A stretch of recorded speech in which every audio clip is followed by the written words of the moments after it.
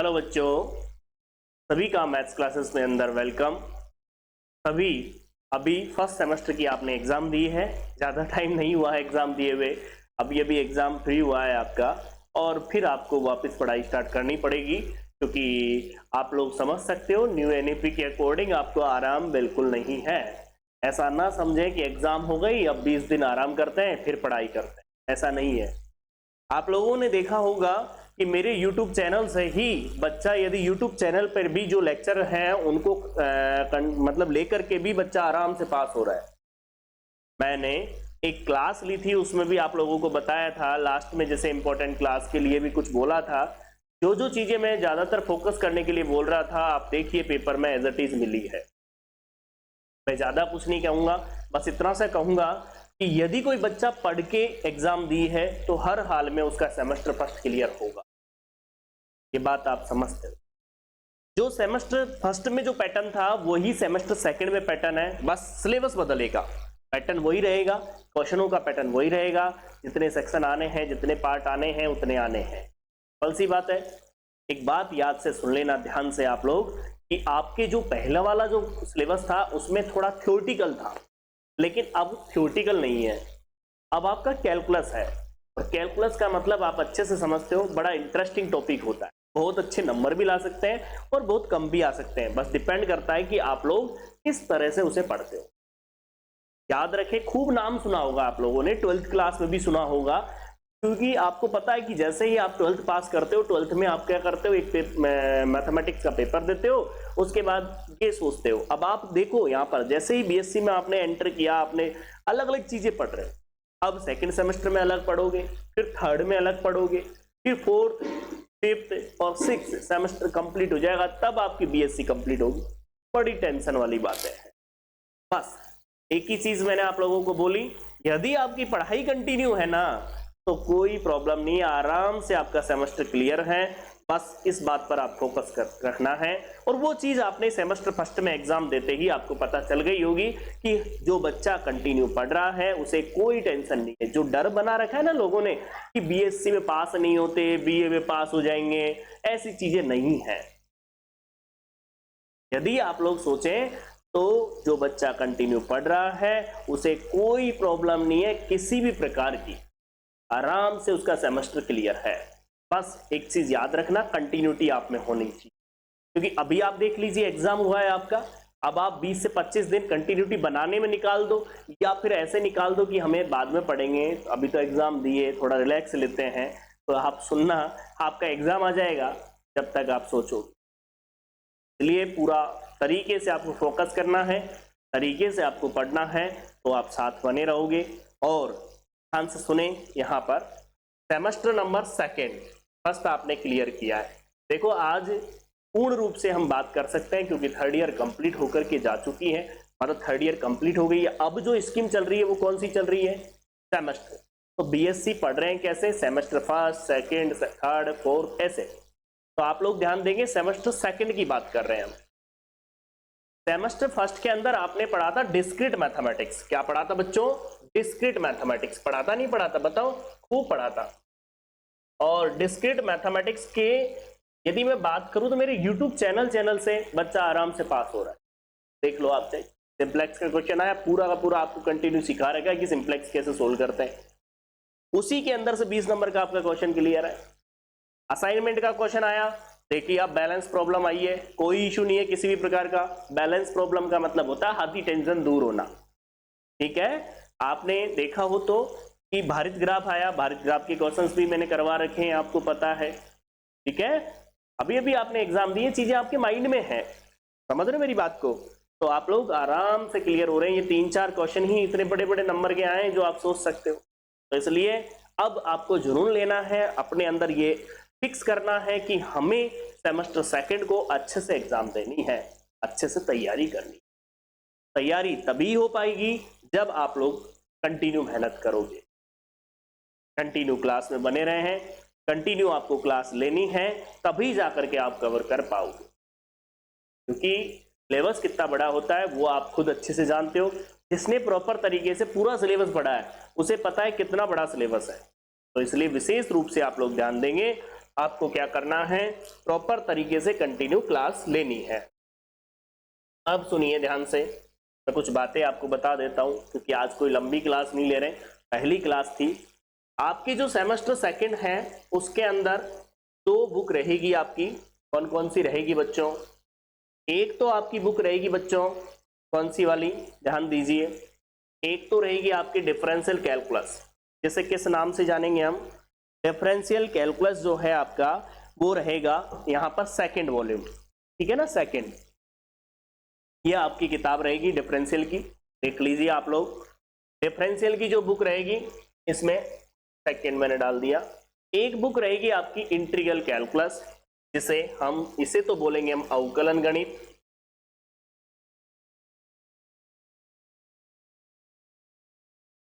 और इसे बोलेंगे बच्चों हम समाकलन गणित। देखो बच्चों, थोड़ी आप यहां पर ध्यान दीजिए, अवकलन और समाकलन, कुछ कुछ नाम आपने सुना था 12th क्लास में, सुना था ना? अवकलन सुना होगा, समाकलन सुना होगा, अर्थात डिफरेंशियल आपने सुना होगा, और इंटीग्रल आपने सुना। एक बात याद रखना, हर चीज पहले की ही होती है, बस उसे मॉडिफाई किया जाता है, दिनों दिन उसे बढ़ाया जाता है, दिनों दिन आपको उस टॉपिकों में गहराई तक लेके जाते हैं, और कुछ नहीं होता। क्योंकि 9th 10th में जो पढ़ा है आपने, आप देख लीजिए, उन्हीं को लेकर के चल रहे हो। टिग्नोमेट्रिक पढ़े हो तो टिग्नोमेट्रिक को आगे पढ़ते हो तो और गहराई चलती है, लेकिन बेस वही रहता है। अब अवकलन समाकलन कहाँ के पढ़ते हो आप लोग? 11th 12th के अंदर आके पढ़ते, वहां आप सीखते हो अवकलन समाकलन, फिर आगे जैसे जैसे बढ़ते जाते हो वैसे वैसे आगे बढ़ते चले जाओगे। यहां पर आप अवकलन पढ़ोगे, फिर समाकलन पढ़ोगे, जब आप 3rd सेमेस्टर में आओगे तो डिफरेंशियल इक्वेशन पढ़ोगे, जबकि आपने 12th में डिफरेंशियल इक्वेशन पढ़ोगे आगे जाके। जबकि 12th में पता है एक एक प्रश्नावलियां होती थी इनकी, यही तो पढ़ा है आपने। अवकलन की एक प्रश्नावली होती थी जो 5th एक्सरसाइज के नाम से आप जानते हो। दूसरा हम बात करें समाकलन, ये भी होती थी, आपको पता है 7th जो पढ़ते हो आप, तो वो पढ़ते हो। साथ में डिफरेंशियल इक्वेशन, ये भी 9 चैप्टर था आपका। तो कहने का मतलब आप समझ सकते हो, जब जहां पर पहले आप एक प्रश्नावली पढ़ते थे, एक एक्सरसाइज होती थी, वहां अब आप क्या पढ़ोगे? एक किताब पढ़ोगे उस टॉपिक पर। का मतलब आप अच्छे से समझ रहे होंगे, आपको क्या है, आपको उसकी नॉलेज दी जा रही है। सुनो मेरी बात को, तो आपको पढ़ना भी ऐसे है जैसा सिलेबस जो पैटर्न किया गया है। वो क्यों किया गया है? क्योंकि बच्चे की नॉलेज बढ़ेगी। कब बढ़ेगी? जब वो सीरियसली होकर के पढ़ेगा तभी। ऐसा नहीं केवल पढ़ लिया रफली, आता कुछ है नहीं, क्वेश्चंस लिख दिया कैसे भी रट रटा के, वहां पता चला कि कुछ भी नहीं पता। ऐसा नहीं होना, क्योंकि आगे जाके कॉम्पिटिशन्स आपको देने हैं तो आपको पता चल जाएगा ये सारी चीजें। कि आप 2nd ग्रेड 1st ग्रेड या कोई सा भी एग्जाम देते हो, काफी चीज समझ रहे हो मेरी बात को। क्योंकि आज ही आप लोगों से इन चीजों के बारे में बात कर रहा हूं, आगे की जो क्लास है उसमें मैं आप लोगों को इन चीजों के बारे में बात नहीं करूंगा। बाकी प्रॉपर अपना कैलकुलस स्टार्ट कर दो। एक और चीज इसमें, पिछले साल क्या था, जो पिछला सिलेबस था उसके अंदर एक और बुक ऐड कर रखी थी, वो वेक्टर कैलकुलस की। तो कई बार क्या होता है कि जैसे आप कहीं भी बुक लेने भी जाते हो तो आपको क्या कहा जाता है कि वेक्टर कैलकुलस भी है इसमें, तो आप यह ध्यान रखें कि ये सिलेबस में से हटा दिया गया है। अर्थात वेक्टर कैलकुलस इसके अंदर क्या नहीं है, अभी इस साल नहीं है, ये ध्यान रखना।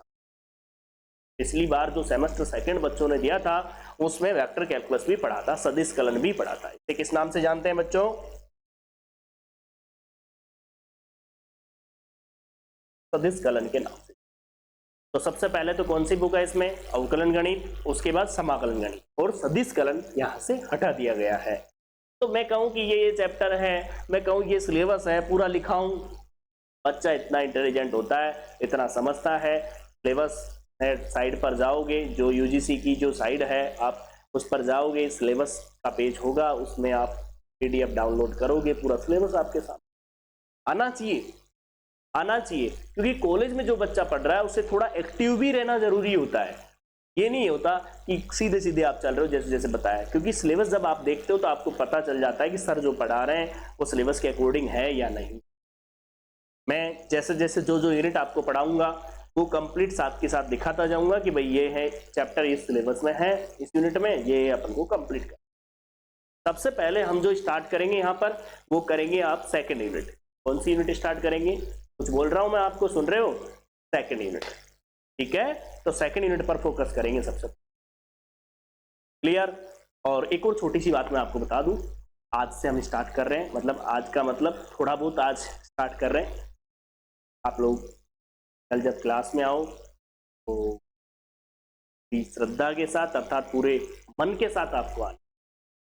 मन तभी लगता है जब हमारा कोई लक्ष्य हम तय कर लेते हैं कि भाई हाँ हमें पढ़ाई करनी है अब, और कंटिन्यू सर के साथ बने रहना, और जितना हो सके उतना ज़्यादा तो शेयर करें जिससे सभी बच्चे क्लास में जुड़ पाए। जो टाइमिंग होगा अब की बार ये जरूर किया जाएगा, जैसे कोई टाइमिंग चेंज होता है क्लास का या कोई से भी टाइम आपको क्लास दी जाती है तो उसके कम से कम 2 से 3 घंटे पहले आपको नोटिफिकेशन मिल जाएगा। क्योंकि इस बार मेरी काफ़ी लापरवाही रही इसमें कि आप लोगों को नहीं बता पाता मैं कि कौन से टाइम क्लास होगी, फिर वो बच्चा उसमें नहीं ले पाता क्लास। तो मैं आप लोगों को बोल दूं पहले आपको नोटिफिकेशन मिल जाएगा जिससे आप लोगों को कोई प्रॉब्लम नहीं होगी क्लास लेने में। ठीक है बच्चों, तो ये बात आपकी क्लियर हुई। थोड़ा सा मैं आपको स्टार्ट कर देता हूं, अर्थात पिछली बातें जो हम पढ़ के आ चुके पहले से, तो चलते हैं। याद है कुछ? थोड़ा थोड़ा याद है। देखो माइंड पर जोर डालिए, इस वर्ड के अकॉर्डिंग जोर डालिए, अवकलन। बड़े आराम से, मैं नहीं कहता आप लोगों से कि आपने 12th में पढ़ा या नहीं पढ़ा, कोई प्रॉब्लम नहीं है, बस पूरा फोकस क्लास पर रखिए। सबसे पहला फॉर्मूला आपने पढ़ा होगा d/dx, जैसे x की पावर n x की पावर n-1, फर्स्ट फॉर्म पढ़ा है ना आप लोगों ने, अच्छे से आपको आना चाहिए। दूसरा आप लोगों ने अवकलन का सेकंड फॉर्मूला पढ़ा होगा d/dx sin x, और sin x का अवकलन होता है cos x। फिर तीसरा d/dx cos x, ये होता है minus sin x। d/dx tan x, ये होता है sec square x। d/dx e की पावर x, ये होता है e की पावर x। बताइए, कुछ कुछ याद आ रहा होगा क्योंकि सब चीजें पढ़ी हुई है आपकी। आगे चलते हैं अपन। यहां पर ध्यान दीजिए बच्चों, आप लोगों ने देखा हो तो d/dx log x, और log x का अवकलन क्या होता है? 1/x। ठीक है, ये 6 हो गया। 7 d/dx, ये हो गया। देखो आप लोगों ने एक चीज देखी होगी, पता हो तो, जैसे मैं बात करूं x की पावर n हो गया, और साइन इनवर्स x आपको पता है 1/रूट में 1 - x होता है ना इनवर्स का, आपने पढ़ा हो तो फॉर्मूला d/dx। कुछ कुछ फॉर्मूले आपको पता होना चाहिए। cos इनवर्स x में दिमाग नहीं लगाना होता है, नेगेटिव लगाना होता है ओनली। क्या बोला मैंने? आपको माइंड नहीं लगाना होता, केवल माइनस लगाना होता है। कुछ फॉर्मूले ऐसे होते हैं जिन्हें आप सीधे सीधे याद रखो ना तो सही रहता है। d/dx कुछ लॉजिक से याद रखो, जैसे आप समझते हो, जैसे लॉजिक खुद बनाते हैं हम, ऐसा नहीं होता किसी की शॉर्ट ट्रिक्स को खुद यूज कर रहे हो, नहीं, आप अपने माइंड से बनाइए, अपने आप याद हो चले जाते हैं। tan इनवर्स x क्या होता है? 1/1 प्लस स्क्वायर। बोलिए बच्चों, आप लोग जानते हो इस बात को। अब जैसे tan इनवर्स का है ना, तो दिमाग में बिठा लीजिए कोट इनवर्स का क्या होगा? नेगेटिव। अर्थात अगला formula d/dx cot inverse x, ये होता है माइनस के 1/1 प्लस एक्स स्क्वायर। 11 d/dx, बोलिए।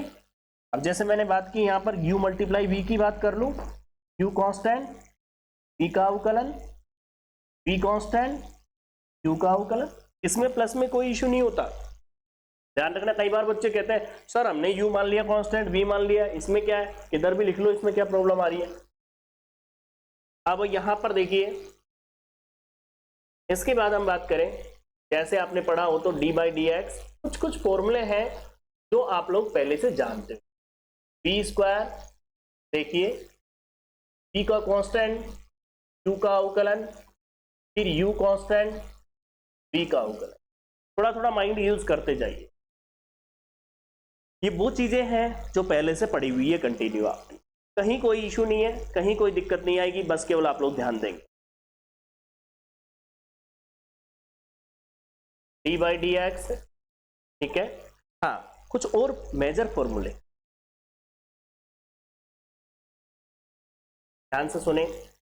एक तो आप लोगों के पास साइन 2 थीटा का फॉर्मूला, इसकी जितनी फॉर्म होती है वो पता होना चाहिए। 2 साइन थीटा कॉस थीटा। बताओ बच्चों, इसके टेन का जो फॉर्मूला होता है वो क्या होता है इसका टेन के रूप में? ये क्या होता है? 2 tan theta upon 1 plus tan square theta. बताओ मेरे को कि आपको पता होगा इस चीज का। तो दूसरा cos 2 थीटा, वो क्या होता है? cos स्क्वायर थीटा माइनस के sin स्क्वायर थीटा, पहला फॉर्मूला। ये बड़ा विचित्र होता है, 2 cos स्क्वायर थीटा माइनस 1, अगला होता है 1 माइनस 2 sin स्क्वायर थीटा, और इसके बाद एक और होता है, वो कौन सा होता है? ये फॉर्मूला और होता है 1 minus tan square theta upon 1 plus tan square theta. सब चीजें याद है आपको, बस भूल जाते हो और कुछ नहीं है। तो आपको पहली जब क्लास ली है आपने, तो फर्स्ट क्लास में आपको ये फॉर्मूले लिखना है, क्योंकि मैं आप लोगों के जब पढ़ाता हूं तो आप लोगों की बार बार ये दिक्कतें आती है, सर फॉर्मूले याद नहीं है, सर फॉर्मूले याद नहीं है। अब वो फॉर्मूले याद नहीं है तो फिर हम आगे नहीं बढ़ सकते। भाई अवकलन के जो नियम है, अवकलन का जो फॉर्मूला है वो तो लगेगा ही लगेगा, क्योंकि पढ़ी अवकलन रहे हैं, डिफरेंशियल पढ़ रहे हैं। तो इस बात को फोकस कर ले। कुछ फॉर्मूले मैंने लिखा दिए हैं, कुछ जो है वो या थोड़ा सा रिपीट कर लें आज, और बाकी आपकी बुक में भी काफी फॉर्मूले लिख रखे हैं, तो आप एक्स्ट्रा पढ़ना चाहो तो पढ़ लीजिए, ठीक है। तो आप लोग समझ सकते हो, इसको नोट कर लो। कुछ कुछ फॉर्मूले मैंने लिखे हैं, इसको पूरे को नोट कर लीजिए, ठीक है बच्चों। और एक मिनट एक और चीज मैं आपको बता दूं, जो भी आपको पढ़ना है साथ में क्लास आपको लाइव लेनी है, और लाइव कंटिन्यू आप क्लास लेते हैं, ठीक है। नोट करेंगे और फिर कल मिलते हैं अपन क्लास में, जिससे अपन स्टार्ट करेंगे सिलेबस आपका प्रॉपर तरीके से। आपको ध्यान देना है, बड़े इंटरेस्टिंग तरीके से आपको समझ, ठीक है भाई बच्चों। नहीं है, कल मिलते हैं और कल से स्टार्ट हो जाएगा आपका सिलेबस, तो कल से आप पढ़ना स्टार्ट करेंगे। एक बात आपको जो है, 3 चीजें आपको ले लेना। एक तो आपको नोटबुक रखनी है, जहाँ जब भी पढ़ो याद रखें। अब की बार आपको एक टाइम दिया जाएगा, भाई इसी टाइम है, तो इसी टाइम आपको बैठ करके तरीके से पढ़ना है। ऐसा नहीं कई लोग रास्ते में चल रहे हैं क्लास ले रहे हैं, ऐसा होता है ऑनलाइन में। जैसे आप कहीं जा रहे हो, रास्ते में ऑन कर दी क्लास और क्लास चल रही, अब बताओ आप पढ़ क्या रहे हो उसमें। ऑनलाइन में सबसे बड़ी प्रॉब्लम यही आती है कि बच्चा सामने नजर नहीं आता कि क्या कर रहा है वो, क्योंकि जब तक आप स्टडी, जैसे आप जानते हो अच्छे से कि बैठ के तरीके से आप बैठोगे, बुक लोगे, नोटबुक लोगे, फिर उसके बाद आप जैसे जैसे पढ़ाया जा रहा है वैसे वैसे नोट करोगे, सारी चीज़ें तब होती है, तब जा करके अच्छे से आप सीखते हो, ठीक है भाई। तो कल मिलते हैं आपकी क्लास में, सेमेस्टर 2 की में अवकलन स्टार्ट करेंगे, और उस अवकलन में हम स्टार्ट करेंगे यूनिट नंबर 2। कौन सी यूनिट स्टार्ट करेंगे बच्चों? Unit number 2। याद रखें, यूनिट नंबर 2 में हम जो सबसे पहले स्टार्ट करेंगे वो कौन सा स्टार्ट करेंगे? पार्शियल डिफरेंस, आंशिक अवकलन। क्योंकि आपके फर्स्ट सेकंड यूनिट के अंदर 3 लेसन हम सबसे पहले पढ़ेंगे। वो कौन कौन सा? सबसे पहले 5th, फिर 6th और फिर 7th, तीनों कंप्लीट करेंगे। तो नोट कर लें, नेक्स्ट क्लास। Thank you.